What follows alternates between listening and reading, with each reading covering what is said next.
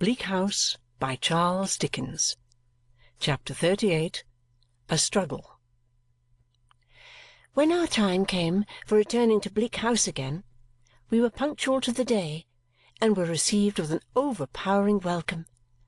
I was perfectly restored to health and strength, and finding my housekeeping keys laid ready for me in my room, rang myself in, as if I had been a new year, with a merry little peal. "Once more, duty, duty, Esther," said I, "and if you are not overjoyed to do it, more than cheerfully and contentedly through anything and everything, you ought to be. That's all I have to say to you, my dear." The first few mornings were mornings of so much bustle and business, devoted to such settlements of accounts, such repeated journeys to and fro between the growlery and all other parts of the house, so many rearrangements of drawers and presses, and such a general new beginning altogether, that I had not a moment's leisure. But when these arrangements were completed and everything was in order, I paid a visit of a few hours to London, which something in the letter I had destroyed at Chesney Wold had induced me to decide upon in my own mind. I made Caddy Jellyby (her maiden name was so natural to me that I always called her by it) the pretext for this visit, and wrote her a note previously, asking the favour of her company on a little business expedition. Leaving home very early in the morning, I got to London by stage-coach in such good time that I got to Newman Street with the day before me. Caddy, who had not seen me since her wedding day, was so glad and so affectionate that I was half inclined to fear I should make her husband jealous. But he was, in his way, just as bad, as good, and in short it was the old story, and nobody would leave me any possibility of doing anything meritorious. The elder Mr. Turveydrop was in bed, I found, and Caddy was milling his chocolate, which a melancholy little boy who was an apprentice (it seemed such a curious thing to be apprenticed to the trade of dancing) was waiting to carry upstairs. Her father-in-law was extremely kind and considerate, Caddy told me, and they lived most happily together. When she spoke of their living together, she meant that the old gentleman had all the good things and all the good lodging, while she and her husband had what they could get and were poked into 2 corner rooms over the mews. "And how is your mamma, Caddy?" said I. "Why, I hear of her, Esther," replied Caddy, "through Pa, but I see very little of her. We're good friends, I'm glad to say, but Ma thinks there is something absurd in my having married a dancing master, and she's rather afraid of its extending to her." It struck me that if Mrs. Jellyby had discharged her own natural duties and obligations before she swept the horizon with a telescope in search of others, she would have taken the best precautions against becoming absurd, but I need scarcely observe that I kept this to myself. "And your papa, Caddy?" "He comes here every evening," returned Caddy, "and he's so fond of sitting in the corner that it's a treat to see him." Looking at the corner, I plainly perceived the mark of Mr. Jellyby's head against the wall. It was consolatory to know that he had found such a resting-place for it. "And you, Caddy," said I, "you're always busy, I'll be bound." "Well, my dear," returned Caddy, "I am indeed. For to tell you a grand secret, I am qualifying myself to give lessons. Prince's health is not strong, and I want to be able to assist him. What with schools and classes here and private pupils and the apprentices, he really has too much to do, poor fellow." The notion of the apprentices was still so odd to me that I asked Caddy if there were many of them. "4," said Caddy. "1 indoor and 3 out. They are very good children, only when they get together they will play, children-like, instead of attending to their work, so the little boy you saw just now waltzes by himself in the empty kitchen, and we distribute the others over the house as well as we can." "That is only for their steps, of course," said I. "Only for their steps," said Caddy. "In that way they practise, so many hours at a time, whatever steps they happen to be upon. They dance in the academy, and at this time of year we do figures at 5 every morning." "Why, what a laborious life!" I exclaimed. "I assure you, my dear," returned Caddy, smiling, "when the outdoor 'prentices ring us up in the morning, the bell rings into our room, not to disturb old Mr. Turveydrop, and when I put up the window and see them standing on the doorstep with their little pumps under their arms, I'm actually reminded of the sweeps. All this presented the art to me in a singular light, to be sure. Caddy enjoyed the effect of her communication and cheerfully recounted the particulars of her own studies. You see, my dear, to save expense, I ought to know something of the piano, and I ought to know something of the kit too, and consequently I have to practise those two instruments as well as the details of our profession. If Ma had been like anybody else, I might have had some little musical knowledge to begin upon.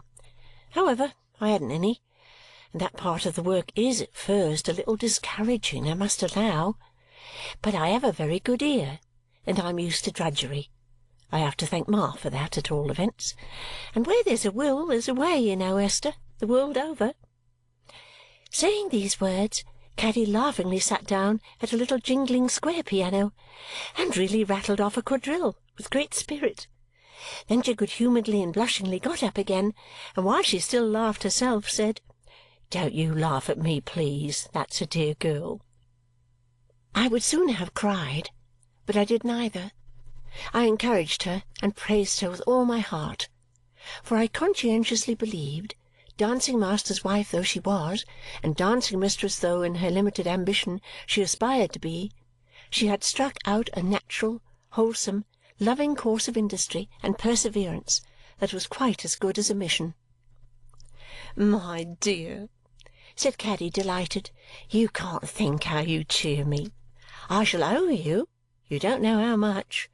What changes, Esther, even in my small world! You recollect that first night when I was so unpolite and inky. Who would have thought then of my ever teaching people to dance, of all other possibilities and impossibilities?" Her husband, who had left us while we had this chat, now coming back, preparatory to exercising the apprentices in the ball-room, Caddy informed me she was quite at my disposal. But it was not my time yet. I was glad to tell her, for I should have been vexed to take her away then. Therefore we three adjourned to the apprentices together, and I made one in the dance. The apprentices were the queerest little people. Besides the melancholy boy, who I hoped had not been made so by waltzing alone in the empty kitchen, there were two other boys and one dirty little limp girl in a gauzy dress. Such a precocious little girl, with such a dowdy bonnet on, that too of a gauzy texture, who brought her sandalled shoes in an old threadbare velvet reticule. Such mean little boys when they were not dancing, with string and marbles and cramp bones in their pockets, and the most untidy legs and feet, and heels particularly. I asked Caddy what had made their parents choose this profession for them. Caddy said she didn't know. Perhaps they were designed for teachers, perhaps for the stage.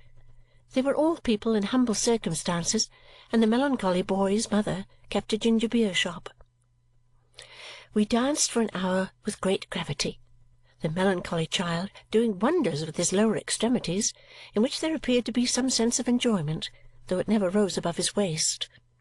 Caddy, while she was observant of her husband and was evidently founded upon him, had acquired a grace and self-possession of her own, which, united to her pretty face and figure, was uncommonly agreeable. She already relieved him of much of the instruction of these young people, and he seldom interfered except to walk his part in the figure if he had anything to do in it. He always played the tune. The affectation of the gauzy child and her condescension to the boys was a sight, and thus we danced an hour by the clock. When the practice was concluded, Caddy's husband made himself ready to go out of town to a school, and Caddy ran away to get ready to go out with me. I sat in the ball-room in the interval, contemplating the apprentices. The two outdoor boys went upon the staircase to put on their half-boots and pull the indoor boy's hair, as I judged from the nature of his objections. Returning with their jackets buttoned and their pumps stuck in them, they then produced packets of cold bread and meat, and bivouacked under a painted lyre on the wall. The little gauzy child, having whisked her sandals into the reticule and put on a trodden-down pair of shoes, shook her head into the dowdy bonnet at one shake, and answering my inquiry whether she liked dancing by replying, "Not with boys," tied it across her chin and went home contemptuous. "Old Mr. Turveydrop is so sorry," said Caddy, "that he's not finished dressing yet, and cannot have the pleasure of seeing you before you go. You are such a favourite of his, Esther." I expressed myself much obliged to him, but did not think it necessary to add that I readily dispensed with his attention. "It takes him a long time to dress," said Caddy, "because he's very much looked up to in such things, you know, and has a reputation to support. You can't think how kind he is to Pa. He talks to Pa of an evening about the Prince Regent, and I never saw Pa so interested. There was something in the picture of Mr. Turveydrop bestowing his deportment on Mr. Jellyby that quite took my fancy.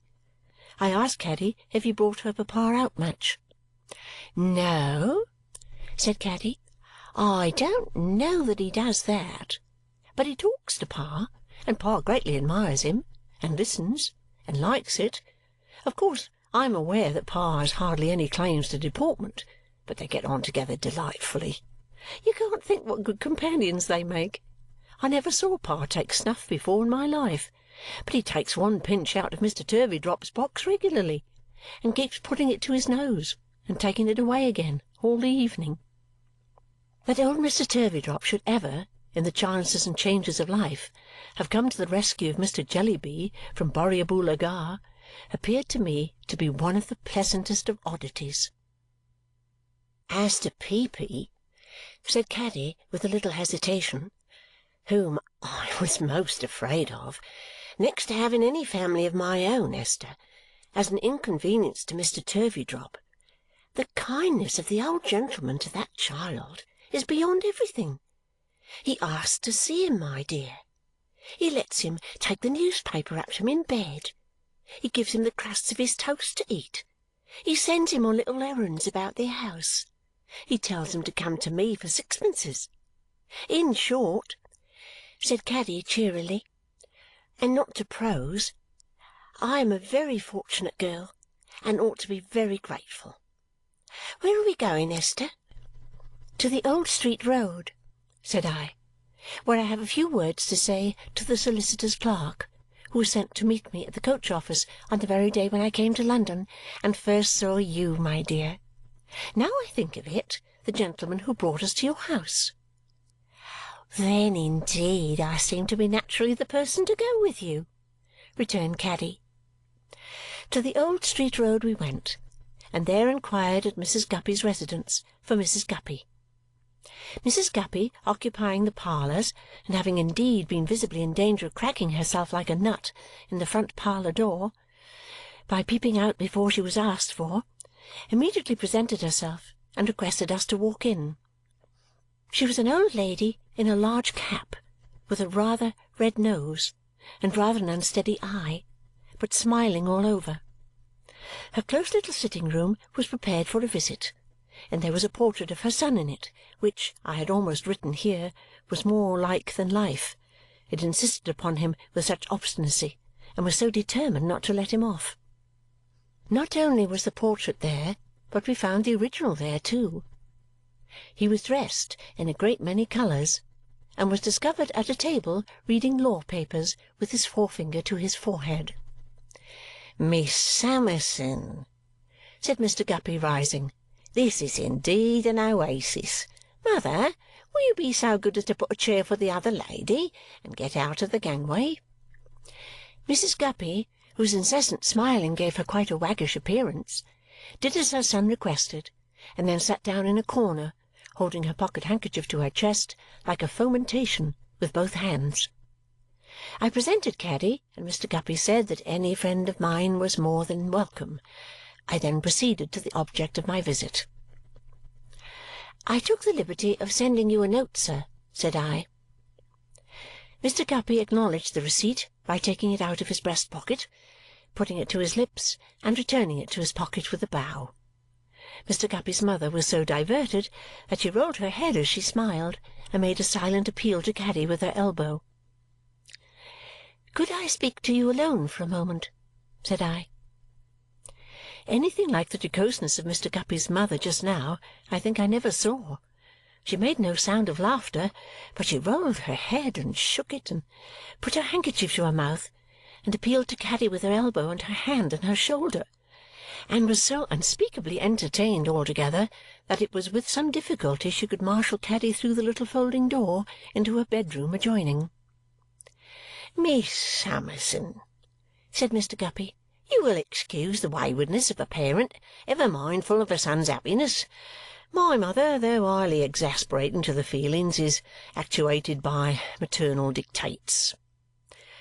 I could hardly have believed that anybody could in a moment have turned so red or changed so much as Mr. Guppy did when I now put up my veil. "I ask the favour of seeing you for a few moments here," said I, "in preference to calling at Mr. Kenge's, because, remembering what you said on an occasion when you spoke to me in confidence, I feared I might otherwise cause you some embarrassment, Mr. Guppy." I caused him embarrassment enough as it was, I am sure. I never saw such faltering, such confusion, such amazement and apprehension. "Miss Summerson," stammered Mr. Guppy, I beg your pardon, but in our profession we find it necessary to be explicit. You have referred to an occasion, miss, when I did myself the honour of making a declaration which—" Something seemed to rise in his throat that he could not possibly swallow. He put his hand there, coughed, made faces, tried again to swallow it, coughed again, made faces again, looked all round the room, and fluttered his papers. A kind of giddy sensation has come upon me, miss," he explained, "which rather knocks me over. I a little subject to this sort of thing, by George." I gave him a little time to recover.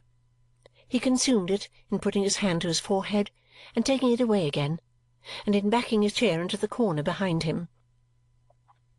"My intention was to remark, miss," said Mr. Guppy, "dear me, something bronchial, I think, to remark that you was so good on that occasion as to repel and repudiate that declaration. You wouldn't perhaps object to admit that? Though no witnesses are present, it might be a satisfaction to your mind if you was to put in that admission." "There can be no doubt," said I, "that I declined your proposal without any reservation or qualification whatever, Mr. Guppy." "Thank you, miss," he returned, measuring the table with his troubled hands. "So far that's satisfactory, and it does you credit. This is certainly bronchial. Must be in the tubes. You wouldn't perhaps be offended if I was to mention, not that it's necessary, for your own good sense or any person's sense must show him that, if I was to mention that such declaration on my part was final and there terminated?" "I quite understand that," said I. Perhaps, it may not be worth the form, but it might be a satisfaction to your mind. Perhaps you wouldn't object to admit that, miss," said Mr. Guppy. "I admit it most fully and freely," said I. "Thank you," returned Mr. Guppy. "Very honourable, I'm sure. I regret that my arrangements in life, combined with circumstances over which I have no control, will put it out of my power ever to fall back upon that offer or to renew it in any shape or form whatever, but it will ever be a retrospect entwined with friendship's bowers." Mr. Guppy's bronchitis came to his relief and stopped his measurement of the table. "I may now perhaps mention what I wish to say to you," I began.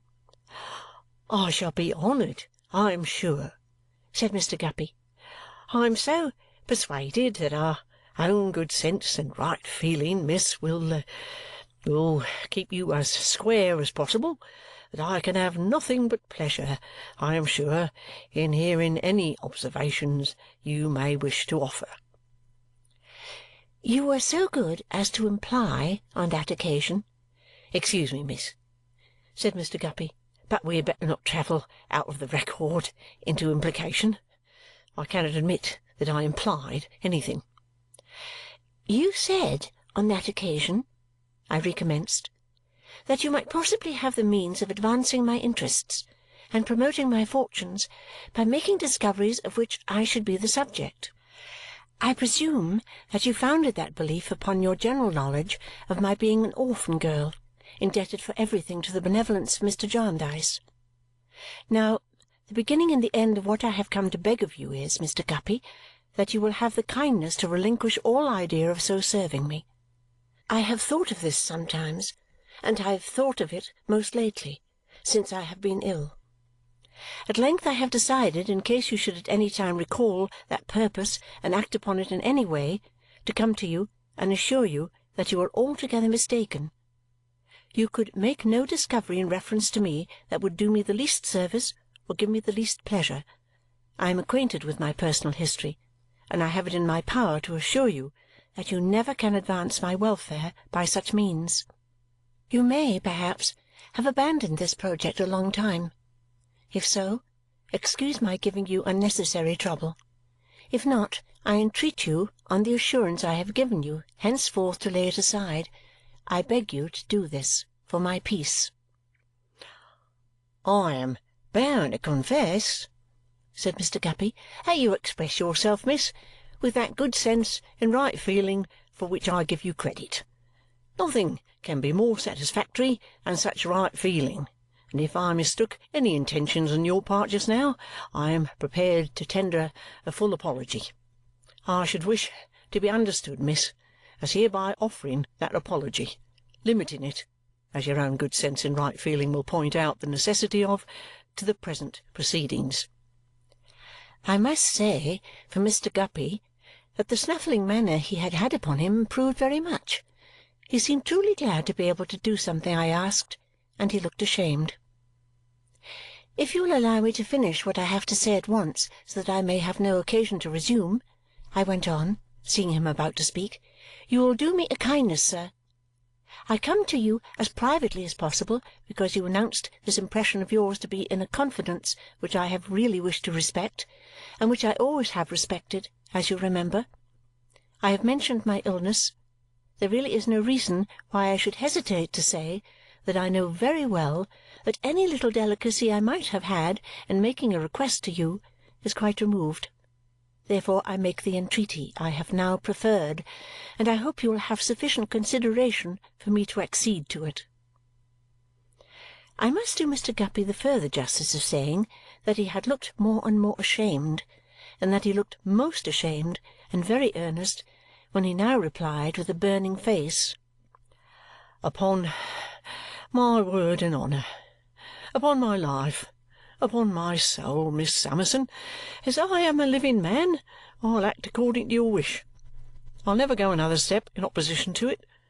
I'll take my oath to it, if it will be any satisfaction to you, in what I promise at this present time touching the matters now in question," continued Mr. Guppy rapidly, as if he were repeating a familiar form of words.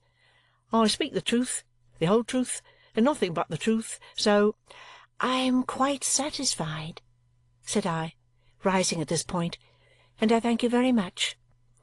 Caddy, my dear, I am ready." Mr. Guppy's mother returned with Caddy, now making me the recipient of her silent laughter and her nudges, and we took our leave.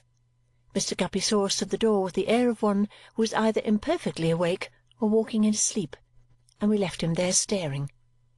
But in a minute he came after us down the street without any hat, and with his long hair all blown about, and stopped us, saying fervently, "Miss Summerson, upon my honour and soul, you may depend upon me." "I do," said I, quite confidently. "I beg your pardon, miss," said Mr. Guppy, going with one leg and staying with the other.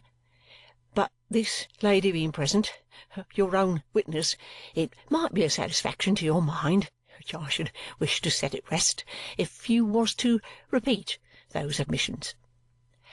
"Well, Caddy," said I, turning to her, "perhaps you will not be surprised when I tell you, my dear, that there never has been any engagement." "No proposal or promise of marriage whatsoever?" suggested Mr. Guppy. "No proposal or promise of marriage whatsoever," said I. "Between this gentleman—" "William Guppy, of Penton Place, Pentonville, in the county of Middlesex," he murmured.